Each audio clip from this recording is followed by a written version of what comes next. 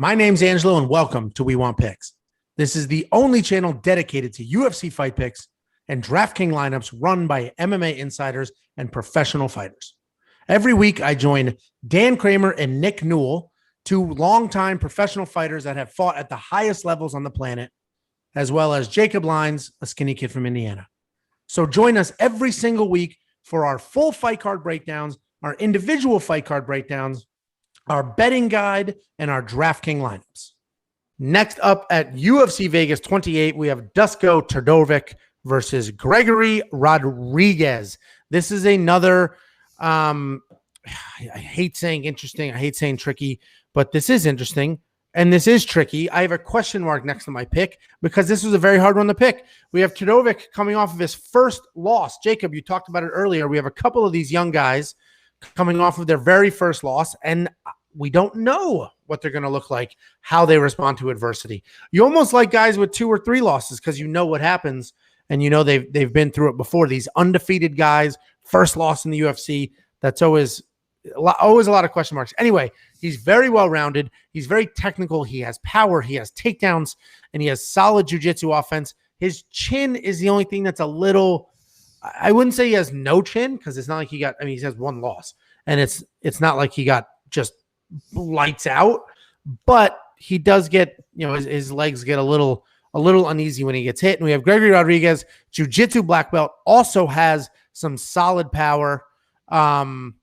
He also has a chin that's a little suspect, but he has plenty of power to put other people away, and he has nice, crisp striking. These guys are pretty evenly matched. I am surprised by how wide the DraftKings prices are, as well as the strike lines. And I know those strike lines are built on stats and statistics, and there's data that back that up. But I do think this will be a much closer fight than any of these things indicate. Daniel, what are your thoughts? Yeah, it's funny because you're talking about the DraftKings spread versus the odds. So there has been heavy money coming in on Rodrigues. He started at plus 200, and I think he's even less than plus 140 now. So there's a lot of people who think that line was way off. I'm just looking it up right now, but Rodrigues just fought pretty recently. The 21st. Yeah, so he's going to be in shape. He does have power. He's at plus 125, plus 121, so they're definitely still moving. Yeah, so there's heavy money coming in on Rodrigues, which, I mean, kind of makes me want to play Todorovic, but this fight just has me a little scared. I think Rodrigues, I think rightfully the money was coming in at those odds. I think they're probably closer right where they should be now, which Rodrigues being a plus 125, 130 underdog. But I think he's live in this fight. For $7,600, I may look at playing him in DraftKings because I think you're getting a value on those DraftKings odds. But from a betting standpoint, probably not going to touch it right now. If Todorovic really comes down to even money, I might take him. Rodrigues, I think, was fighting on the regional scene.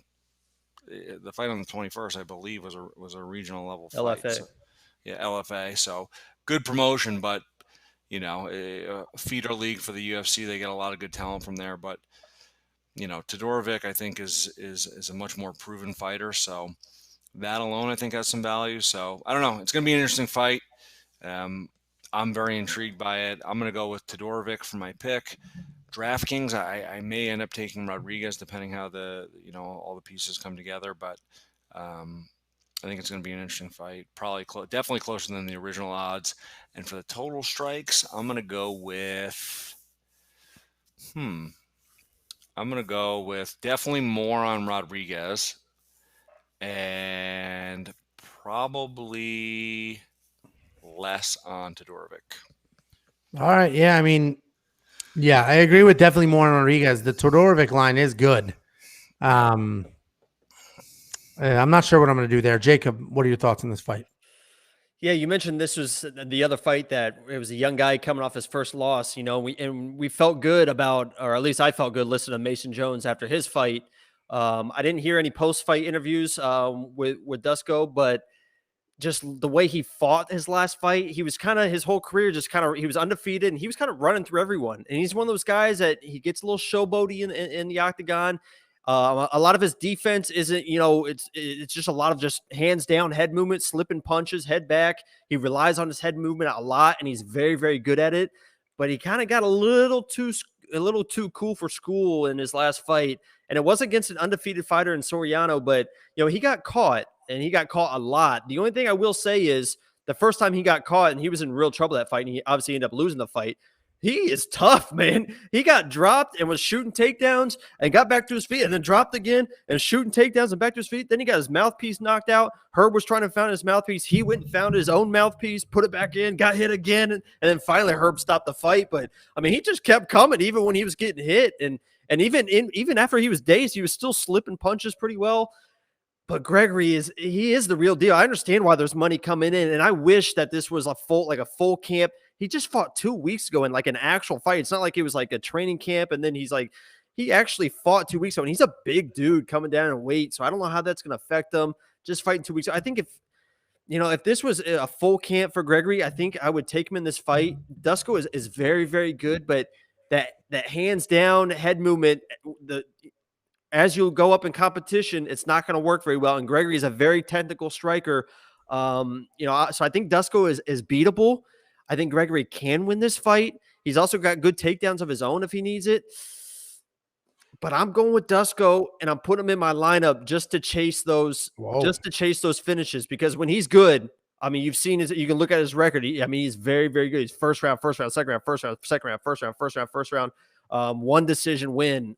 So I'm going to chase the stoppage. I'm going to hope that he shows up. I'm going to hope that the Gregory, the 2 week short notice kind of wears on him a little bit, maybe some cardio issues later on. But this is definitely a tough fight. So I understand why the money's coming in for Gregory. So this is just me kind of chasing a stoppage, honestly, for 8,600. Yeah. I mean, this is a fun one. I'm looking forward to it. This could be fight of the night. It'll really, Rodrigues could come out here and be like, I need to prove a point. Dusko can come out here and say, I need to prove a point. And they could really just go at it. I'm not going to play. I'm not going to bet. I don't think I'm going to have Todorovic in my lineup, but 8,600 isn't a crazy price, to your point, if he's on, and 7,600 is a very good price for somebody like Rodrigues. And I think he's valued because of his short notice. So either way, this one is a ton of fun. Let us know in the comments what you think about this fight, because I am very curious what all of our viewers are thinking here.